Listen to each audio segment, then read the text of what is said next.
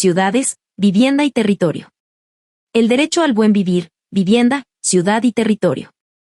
Chile se sitúa en un territorio diverso, pero que se encuentra distante para poder planificar desde ahí sus valores culturales, sociales y económicos, en relación a su hábitat y justicia territorial. Nuestros territorios, ciudades y barrios se encuentran sometidos a una profunda segregación, por eso, debemos redistribuir el poder hacia las comunidades, mediante democracia participativa, mayor autonomía y descentralización. La actual situación habitacional en Chile proyecta en 650.000 hogares sin vivienda a 2022, esta cifra representa alrededor de 2 millones de personas, un 12% de la población total del país, y más de 80.000 familias viviendo en casi 1.000 campamentos. Sin acceso a agua potable, sin servicios sanitarios dignos, sin conectividad y electricidad. Lo anterior nos alerta sobre cómo los precios de acceso a vivienda distan de la capacidad de pago de los hogares en Chile. La mercantilización de nuestros bienes comunes, la desregulación del mercado del suelo y las políticas subsidiarias han fracasado en proveer equitativamente ciudades y barrios integrados. Se requiere poner énfasis en la función social del suelo y nuestro hábitat como soporte de la vida en sociedad, incorporando los cuidados en la planificación, pensar colectivamente cómo concretar nuestros derechos sociales por encima del interés individual y las exigencias del mercado. Estamos convencidos de que es posible transformar la urgencia de una ciudad, un barrio y una vivienda digna en una oportunidad única de organización y participación incluyente de amplios sectores de la sociedad chilena.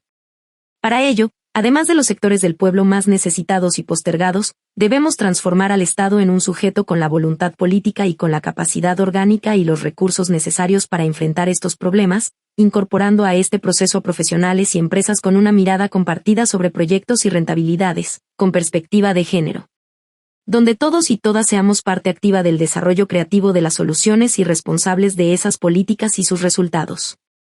Mientras la Convención Constitucional tendrá la oportunidad de conquistar horizontes a largo plazo en materia de derecho a la ciudad y la vivienda, desde el Gobierno trabajaremos en un plan de corto plazo de propuestas urgentes para responder a la crisis del déficit habitacional, al sobreprecio de la vivienda producto de la especulación inmobiliaria, el acceso a servicios esenciales, abordar la crisis climática en nuestros territorios más expuestos, la sostenibilidad ambiental de nuestras ciudades y económica de nuestros hogares, para avanzar en justicia territorial y que toda persona tenga acceso al buen vivir. 1. Gobernanza y participación. Necesitamos transformar al Estado en un sujeto creador de soluciones, activo en la ejecución de los programas diseñados y abierto a la participación popular en el proceso y crearemos los mecanismos legales y orgánicos necesarios que así lo permitan. Necesitamos transformar las regiones en el eje principal de la solución de sus problemas y lo haremos entregando las facultades para hacerlo. Haremos de las comunas sujetos activos y responsables de las soluciones habitacionales, con la capacidad para generar un proceso participativo, dinámico e integrador que construya soluciones con la participación activa de la comunidad. Propuestas. Primero. Adecuar el Ministerio de Vivienda y Urbanismo, llamarlo Ministerio de la Vivienda y el Territorio y darle las competencias necesarias para que asuma en propiedad las responsabilidades de dirigir y equilibrar el desarrollo regional en dicha materia. Segundo. Transformaremos las regiones en el sujeto central para la ejecución de las políticas de vivienda y territorio, otorgando las facultades, las competencias y los recursos necesarios como para diseñar e implementar soluciones que les sean propias. Para ello proponemos la creación de la Corporación Regional para la Vivienda y el Territorio, Corevit, que tendrá facultades que permitan coordinar desde el gobierno regional, la gestión y adquisición de suelo y propiedades, compra preferente, beneficios normativos y recuperación de plusvalías, asegurando stock de vivienda pública asequible en cada territorio. Crear los organismos internos necesarios para asumir responsabilidades que le competen, desarrollo urbano, vivienda asequible en propiedad y arriendo, servicios habitacionales, desarrollo cooperativo. Tercero. Crearemos los consejos comunales y territoriales, un órgano de participación barrial en respuesta a la organización territorial surgida durante el estallido social de 2019, con carácter resolutivo, constituido por representantes de la sociedad civil y las estructuras orgánicas regionales y municipales encargado de discutir y aprobar los proyectos, tanto en presupuestos de desarrollo urbano como los planes de inversiones en infraestructura y espacio público.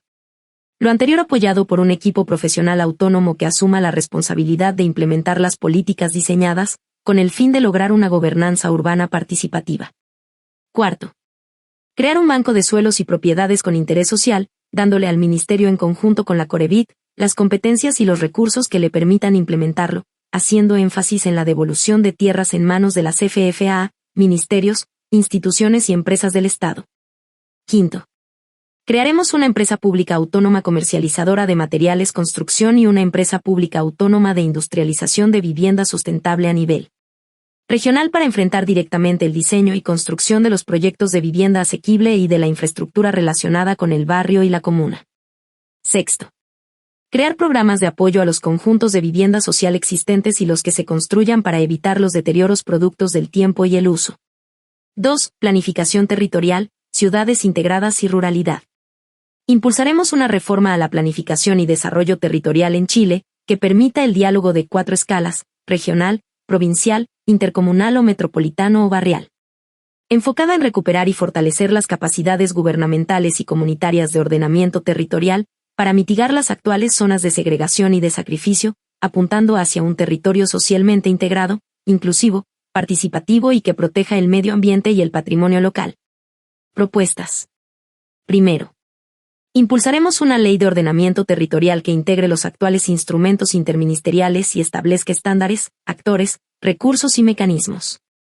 Su objetivo será regular el desarrollo urbano y territorial, estableciendo prioridades de usos de suelo y su relación con la economía local, el medio ambiente y el patrimonio. Fijará estándares de participación ciudadana, interministeriales y transversales a cualquier proyecto de intervención territorial, otorgando mayor capacidad de gestión local y democrática. Segundo. Promoveremos y daremos orgánica al desarrollo de planes maestros de integración de barrios a escala humana tanto en áreas rurales como urbanas, con foco en vivienda asequible, equipamiento, acceso a servicios públicos, transporte y áreas verdes, vinculados al desarrollo de infraestructura para el Sistema Nacional de Cuidados y a la gestión del Consejo Territorial. Estos planes facultarán a los gobiernos locales y regionales para gestionar proyectos urbanos de diversas escalas, incluyendo una cartera de inversión pública en proyectos estratégicos. Tercero. Implementaremos el desarrollo de proyectos de modelo de vivienda pública en arriendo en cada región, que estarán insertos en los planes maestros de integración de barrios, cuidando las características locales de las soluciones.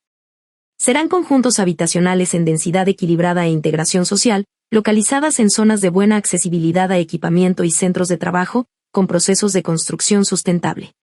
Cuarto. Estableceremos como principio que cualquier instrumento de planificación realizado por organismos públicos incorpore la gestión del riesgo de desastre con pertinencia local y el impacto del instrumento en el medio ambiente. 3. Derecho a la vivienda digna. Proponemos resolver las principales falencias en la entrega de soluciones habitacionales, destinadas a atender el déficit, propias del actual sistema subsidiario. A considerar, 1. La dificultad de aplicar el subsidio por parte de los beneficiarios, encontrando una vivienda en el mercado 31. 2. Que el sistema se apoya en la capacidad individual de ahorro y endeudamiento, excluyendo a grupos con mayor necesidad de vivienda digna, como mujeres jefas de hogar, adultos mayores, migrantes y personas con discapacidad. 3. El desarrollo de vivienda social a escala masiva, en localizaciones periféricas, sin promover el desarrollo de soluciones habitacionales en el lugar en donde se produce el déficit 33, como barrios pericentrales y poblaciones emblemáticas, en donde distintas generaciones familiares conviven bajo una misma vivienda en condiciones de allegamiento y hacinamiento. Para ello planteamos un proceso de transición, que transforme la política habitacional desde un modelo subsidiario a un modelo de inversión estatal en vivienda pública. Desarrollaremos 65.000 viviendas anualmente, reduciendo un 40% del déficit habitacional en los 4 años de gobierno. Propuestas. Primero. Optimizar aquellos programas actuales de vivienda en propiedad, que promuevan soluciones habitacionales integrales en zonas de buena accesibilidad tales como condominios sociales y viviendas de integración social y territorial, en donde promoveremos la autogestión de comités de vivienda y cooperativas habitacionales en el desarrollo de los proyectos. Así también, daremos fuerza a las intervenciones de microradicación, potenciando soluciones enraizadas, dignas y sustentables, para aquellas familias que actualmente son propietarias o viven allegadas en los terrenos. Segundo. Creación de un banco de vivienda pública, asequible y de calidad, con precios de arriendo justos y protegidos, garantizando el derecho a la vivienda, con perspectiva de género, accesibilidad universal y favoreciendo la integración socioterritorial. Las viviendas se asignarán y se adecuarán en el tiempo a los ciclos propios de la vida de los residentes, permitiendo flexibilidad ante cambios vitales. Estas unidades serán administradas por corporaciones municipales y traspasarán atribuciones a las juntas de administración comunitarias y a entidades locales sin fines de lucro.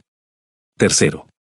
Impulsar viviendas en propiedad colectiva, con financiamiento y apoyo técnico a cooperativas para la construcción, gestión y uso de viviendas bajo modelos de residencia colectiva, disponiendo de terrenos del Banco de Suelo Público. Fomentando el desarrollo comunitario en contra de la especulación financiera. Esta medida se ha consolidado exitosamente en países como Uruguay y Dinamarca. Cuarto. Creación de residencias humanitarias, habilitando infraestructura urbana en desuso, para brindar solución temporal y apoyo psicosocial a personas que se encuentren en situaciones extremas sin redes de apoyo, como casos de violencia intrafamiliar, personas en situación de calle, migrantes, entre otros, dando respuesta como Estado en su rol cuidador y proteger la inclusión de todas las personas que habitan nuestro territorio. 4. Plan de erradicación y respuesta digna de campamentos. Ante el crecimiento exponencial de familias viviendo en campamentos, que desde 2019 han aumentado en un 74%, implementaremos soluciones definitivas en el marco de las políticas de vivienda social, vivienda en arriendo y viviendas en cooperativas, generando soluciones adecuadas a la emergencia habitacional de campamentos. Teniendo claro que estas situaciones demorarán un tiempo largo, es necesario implementar soluciones a corto plazo que permitan enfrentar las condiciones de vida que se dan en los campamentos. Propuestas. Primero. No habrán desalojos de terrenos sin solución habitacional para las familias que se encuentren en una toma de terreno y estén constituidas en un campamento. Las familias permanecerán en él hasta que se logre una solución definitiva a su demanda de vivienda o una solución parcial si hay que trasladar el campamento a otro lugar. Segundo. Buscar una solución al problema del terreno donde se asienta el campamento. Si el terreno en el cual se asienta es fiscal, se harán las gestiones necesarias como para que quien tenga su tuición, sean empresa del Estado, instituciones o ministerios, no pidan el desalojo. Si el terreno es privado, se seguirán dos vertientes: la primera, acordar con el / los propietarios su compra por parte de los organismos del Estado que se encargará de crear el banco de tierras, y la segunda, si el / los propietarios no quieren vender, se acordará con el / ellos un canon de arriendo que se pagará mensualmente mientras dura la permanencia del campamento en ese terreno, con el compromiso de desocupar el más corto plazo posible. Tercero. Entregar a cada familia una unidad de vivienda provisoria que responda al tamaño de cada familia para que vivan mientras dura la condición de campamento. Cuarto. Construir, en cada campamento, una red provisoria de alcantarillado, servicios higiénicos colectivos, agua potable y electricidad que permita que las familias puedan tener los servicios básicos mínimos garantizados. Quinto. Implementar un servicio de Internet al interior del campamento que les permita la conexión al sistema de educación e información. Sexto. Apoyar la organización y la participación incentivando la ayuda mutua, la propiedad social en el marco del sistema cooperativo y la autogestión para el diseño y construcción de las viviendas y su conexión con el barrio. Apoyaremos mediante asistencia técnica las iniciativas que impulsen la economía local comunitaria y fomentar espacios para el desarrollo de los cuidados. Séptimo. Desarrollar soluciones permanentes en el marco de los programas de microdensificación, cooperativas y vivienda pública en arriendo, generando diferentes alternativas para las familias asentadas en campamentos. 5. Construcción industrializada de viviendas sustentables. Dado que las políticas habitacionales aplicadas hasta ahora no han sido capaces de responder a la creciente necesidad de vivienda y a la constatación de que la industria de la construcción no ha logrado mejorar su productividad en los últimos 18 años, proponemos generar las condiciones necesarias para propiciar una adopción de tecnologías industrializadas, acelerando un cambio radical en la metodología de construcción tradicional, hoy todavía dependiente de sistemas in situ, priorizando las nuevas tecnologías en madera con manejo sustentable y resiliente, en acuerdo y cooperación con comunidades y pueblos originarios. Estos sistemas, cuya demanda ha crecido de forma sostenida en países desarrollados, consisten en trasladar las faenas desde la obra hacia plantas de producción en serie, tal como lo hizo la industria del automóvil entre la primera y segunda revolución industrial hace más de 100 años, incorporando además la robotización y digitalización dentro del proceso. La construcción fuera de obra tiene importantes beneficios, entre los que se encuentran la generación de espacios limpios y seguros para los trabajadores / ahorros hasta un 30% en costo y plazos de ejecución, así como también la generación de desechos se puede reducir hasta un 84%. 3. Por otra parte, se debe considerar que la industria de la construcción es responsable de la generación del 33% de los gases de efecto invernadero y cerca de un 34% de los residuos sólidos, en gran medida por la construcción de viviendas. Es por esto que resulta fundamental priorizar materiales locales, cuyos residuos permitan su reciclaje, que tengan bajo impacto ambiental y buen desempeño energético. Esto facilitará que las soluciones habitacionales que se construyan permitan asegurar la sostenibilidad de su ciclo de vida completo y al mismo tiempo genere economía circular en las comunidades aledañas. El desarrollo de esta propuesta implica conocer en profundidad experiencias de políticas que hayan resultado exitosas en la transición desde la construcción en obra a la industrializada, adaptándolas a nuestra realidad cultural, climática y geográfica.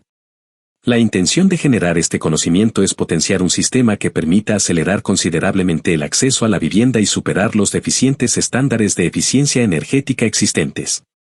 Esto permitirá entregar una mejor calidad de vida, confort y salud para los usuarios y considera enfrentar el desafío que nos presenta la crisis climática. Para materializar este desarrollo, es necesario crear institutos de formación pública para técnicos, maestros y operarios que requiera cada una de las etapas de producción, de tal manera que se generen las competencias adecuadas para las etapas de fabricación, armado de paneles y montaje en terreno. Contemplará además la formación a personas y colectivos que se encuentren en un proceso de autogestión de proyectos habitacionales. Por último, queremos aprovechar los grandes volúmenes de compra de este sistema para crear una industria nacional de materiales de construcción, la cual tendrá como finalidad acceder a mejores precios de materiales e insumos, priorizando su venta a cooperativas que autoconstruyen, a comités de vivienda de condominios sociales y a proyectos para el mejoramiento de la calidad de viviendas. Obras públicas, repensar las concesiones en Chile. Las infraestructuras del país cuentan con un mejor estándar en comparación con otros países de la región, y su lógica nacional ha permitido elaborar y consolidar proyectos que trascienden a los gobiernos. Sin embargo, la predilección de las concesiones para la dotación de infraestructura, $19.000 millones en 82 proyectos entre 1992 y 2015, consolidó el modelo como vía prioritaria para el desarrollo de infraestructuras en Chile, profundizando el neoliberalismo en el país.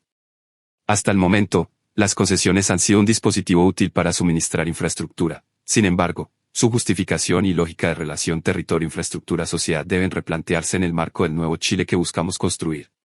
Recogiendo las demandas históricas y aquellas visibilizadas desde octubre de 2019, repensar el modelo, y por tanto la sociedad implica a su vez problematizar sobre cuál y cómo ha sido y debe ser la relación con nuestros territorios, incluyendo el desarrollo de infraestructuras en ellos. Un nuevo enfoque para obras públicas no solo debe contemplar aspectos económicos, sino también sociales y ambientales, una visión multisectorial, e incluir una visión país y territorio. En este sentido, como gobierno del Frente Amplio trabajaremos por una institucionalidad ad hoc, vinculando a la ciudadanía para abordar los desafíos que vienen por delante. Proponemos 1. Eliminación del Consejo de Concesiones y creación del Consejo de Planificación de Infraestructura. El Consejo de Concesiones, en su conformación y atributos, carece de legitimidad democrática, representando intereses privados, y realiza declaratorias de utilidad pública de proyectos que no necesariamente aportan a una visión coherente de la planificación nacional. Por esta razón, evaluaremos el Consejo de Concesiones que podrá ser reemplazado por el Consejo de Planificación de Infraestructura, de carácter participativo, incorporando representantes de múltiples ministerios, gobiernos regionales, municipios, sociedad civil y el sector empresarial. La declaratoria de utilidad pública de proyectos, sea para recibir inversión pública prioritaria o abrirse a mecanismos público-privados de financiamiento, requerirá que un proyecto sea incluido en un Plan Nacional de Infraestructura, previa evaluación de la Agencia de Planificación Económica, Social y Ambiental. 2. Creación de la Empresa Pública de Administración y Desarrollo de Infraestructura. Las concesiones son rentables y corresponden a una fuente de ingresos por sobre los $200 millones al año que hoy concentran privados. Además, el modelo se propuso indicando la devolución de la infraestructura al Estado, cuando en rigor se han vuelto a concesionar a privados. También, existen renegociaciones contractuales que han significado subsidios no planificados, y concesiones cuyos incumplimientos no derivaron en la caducación del contrato. Se hace evidente que uno de los factores estratégicos para exigir cumplimiento de normativas en monopolios concesionados es contar con una alternativa de administración ante la posible caducación. Crearemos la Empresa Pública de Administración y Desarrollo de Infraestructura, autónoma y especializada en la administración de excelencia de estos activos, incluyendo carreteras, estacionamientos, redes de distribución de agua y energía, embalses, trenes, puertos y toda obra pública fiscal y / diagonal o monopolios naturales. Esta empresa pública administrará contratos terminados y caducados, para desarrollar su administración y explotación comercial y podrá competir contra otras entidades en licitaciones dentro y fuera de Chile. Su operación será piloto durante una primera administración, e iniciará con las concesiones viales que expiren en el periodo. Transporte doble cero, cero tarifa, cero emisión. Tal como en otros momentos de nuestra historia, el alza de $30 en la tarifa del transporte público en Santiago durante octubre del 2019 estuvo en el origen de la revuelta, evidenciando que el alto valor de este servicio constituye un problema extendido entre la sociedad, no solamente en la capital, sino que en todo el país. En el caso específico de Santiago, el gasto en transporte público representa alrededor de 5% del ingreso familiar promedio, pero puede alcanzar casi el 20% en el primer quintil, lo que provoca un fuerte impacto entre las familias más vulnerables. Si bien no es el único efecto, uno de los fenómenos que provoca el alto gasto familiar en el transporte público en Santiago es el problema de la evasión. Los últimos datos disponibles del 2020 señalan que casi 1 de cada 3 viajes no se paga en el sistema, Ministerio de Transporte y Telecomunicaciones, 2020. Ciertamente, la accesibilidad financiera constituye una barrera infranqueable para muchas personas que no tienen ingresos suficientes para costear un servicio básico, que les permite movilizarse en la ciudad para acceder a sitios de trabajo, estudio u otras actividades presenciales ineludibles para el desarrollo personal. Es por estas razones que la accesibilidad financiera a los sistemas de transporte público forma parte del llamado derecho a la ciudad. Por otro lado, las ciudades promueven el uso intensivo del transporte público, en tanto es un modo de transportarse en forma eficiente, utiliza una menor cantidad de espacio en comparación a los automóviles, evitando la generación de congestión vehicular, y emite una menor cantidad de contaminantes por pasajero transportado, evitando la generación de gases de efecto invernadero y, por tanto, mitigando la crisis climática. Además, los viajes de transporte público inducen a las personas a caminar más, lo que genera beneficios importantes a la sociedad en salud. Por eso el transporte público es uno de los llamados modos sustentables. Sin embargo, hoy el transporte público pierde usuarios año tras año en nuestro país, porque las grandes inversiones han sido históricamente destinadas a mejorar la movilidad en vehículos privados, descartando el gasto que los sistemas de transporte público requieren para cumplir con las expectativas de calidad y confiabilidad que la ciudadanía espera de ellos. Esto ha contribuido a aumentar los niveles de inequidad. En el Gran Santiago, el quintil más rico recibe una inversión 2,5 veces más grande que el quintil más pobre, solo por el hecho de movilizarse en vehículos privados y no en el transporte público. CEUS, 2019. En regiones, este hecho es todavía más agudo. Por ejemplo, en Antofagasta solo un 16% de la inversión destinada a movilidad urbana está referida a proyectos de transporte público, caminata o bicicleta. GIZ Chile, 2020. Ciudades medianas de Europa han implementado mecanismos generalizados de tarifa cero para transporte público, CATS, Susilo y Reimal, 2016, y otras ciudades grandes y complejas están estudiando la posibilidad 37, como Los Ángeles, California. Como último antecedente, una implementación acotada de la gratuidad generó un aumento de la demanda en 25% fuera de la hora punta, sin afectar otros medios de transporte, Bull, Muñoz y Silva, 2021. La propuesta radica en generar esquemas de transporte público a costo cero para la ciudadanía en el largo plazo y a nivel nacional, permitiendo aliviar la carga económica de la clase media y garantizando, en definitiva, la accesibilidad financiera y el derecho a la ciudad a los chilenos y chilenas. Para ello, se planea utilizar esquemas progresivos para el financiamiento de esta medida, mediante una combinación de cotizaciones laborales, eliminación de exenciones al impuesto específico a los combustibles y redistribución de inversiones en modos de transporte no sostenibles, como autopistas urbanas, utilizadas fundamentalmente por automóviles privados, o tarificación vial en zonas congestionadas.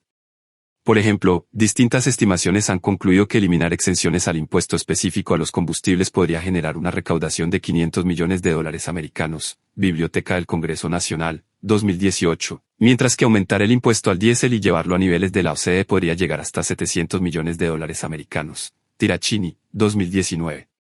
Además de las fuentes de financiamiento citadas, se utilizará el Fondo de Apoyo Regional, que se creó en septiembre de 2009 para financiar iniciativas de transporte, conectividad y desarrollo regional, el que tiene un patrimonio de aproximadamente 700 USD y que ha sufrido críticas los últimos años respecto de su operación. Esta medida será implementada necesariamente en forma gradual. Para ello, proponemos que durante el siguiente periodo presidencial se implementen pilotos acotados en ciudades pequeñas e intermedias de Chile, que permitan sacar lecciones para escalar la propuesta más adelante. Por ejemplo, solo implementando las modificaciones tributarias mencionadas y sumando fuentes de ingresos adicionales como la tarificación vial, sería suficiente para implementar sistemas de transporte público a costo cero en ciudades como Calama, Valdivia o Punta Arenas, apuntando a descentralizar en un primer momento esta medida. Esta propuesta se acompañará de la incorporación de sistemas de transporte público con cero emisiones, solicitando que los buses y otros medios de transporte público que se implementen en regiones estén basados en vehículos eléctricos, eliminando progresivamente el parque vehicular basado en diésel. Entre sus ventajas se encuentra aumento del uso del transporte público por sustitución del uso de automóviles particulares. Inversión adicional en transporte asociado al mejoramiento de calidad de servicio, electrificación y aumento de demanda. Contribuye con metas de carbono neutralidad 2050. Corregir distribución de ingreso con financiamiento progresivo. Ahorro de costos operativos por la eliminación del administrador financiero y una mayor legitimación social. Movilidad urbana sostenible. Durante las últimas décadas, las áreas urbanas en Chile han visto un incremento en el uso del automóvil, en desmedro de otros modos de transporte sostenibles como la caminata, bicicleta o el transporte público. La movilidad urbana basada en el automóvil genera costos relevantes a la sociedad, ya sea mediante la emisión de gases de efecto invernadero, congestión vial, siniestros de tránsito o fomentando el sedentarismo, afectando la calidad de vida y la salud de las personas. En parte, esto ha sido propiciado gracias a la acción del propio Estado, que ha desarrollado infraestructura vial dedicada, en mayor medida, al automóvil. En materias de movilidad, para un futuro gobierno del Frente Amplio, proponemos las siguientes medidas. 1. Cambiaremos el paradigma de planificación de transporte urbano, buscando transitar hacia una movilidad sostenible. Para ello, se desarrollará una nueva política nacional de movilidad urbana, sentando las condiciones necesarias para incrementar el uso del transporte público y de los modos de transporte activos. 2. Modernizar, expandir e integrar el transporte público del país, tanto urbano como rural, mediante la creación de sistemas regionales de transporte hacia el 2030, elaborados de forma descentralizada al alero de los gobiernos regionales. La planificación de estos será participativa y sostenible, bajo una perspectiva de género intermodal. 3. En forma complementaria, avanzaremos hacia un recambio de la flota del transporte público del país por un 20% de buses eléctricos de alto estándar en todas las capitales regionales, equivalentes a 2.900 buses, mediante procesos licitatorios competitivos. Para ello, también se construirán 65 electroterminales de propiedad estatal, con un costo de $154.000 millones. Además, se reemplazará el 20% de la flota total de taxis, totalizando 20.000 vehículos en 4 años, con un costo de $35.000 millones anuales. 4. Crearemos un Plan Nacional de Infraestructura para Movilidad Activa, que generará las condiciones necesarias para fomentar la caminata y la bicicleta.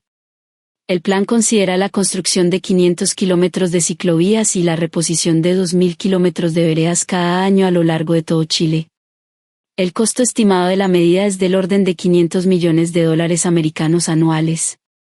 5. Aumentar la participación del modo ferroviario en los servicios de pasajeros y de carga a nivel nacional.